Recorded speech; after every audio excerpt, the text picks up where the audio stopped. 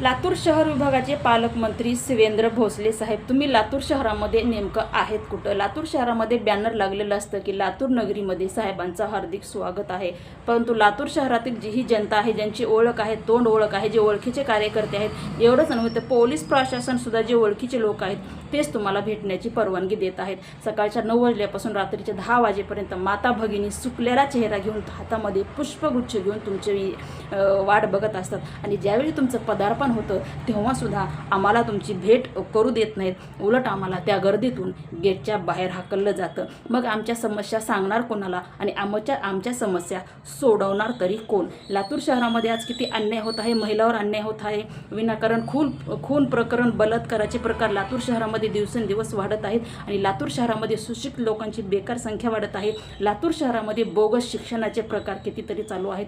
पण या लातूर शहराकडे लक्ष देणार कोण आणि आम्ही सांगणार ते कोणाला? म्हणून लातूर शहराचे पालकमंत्री आहेत, त्यांनी एकदा लातूर शहरातल्या ज्या महिलांच्या तक्रारी आहेत त्या महिलांना भेटून त्यांच्या तक्रारी ऐकायचा कमीत कमी प्रयत्न तरी करा. जय हिंद, जय महाराष्ट्र.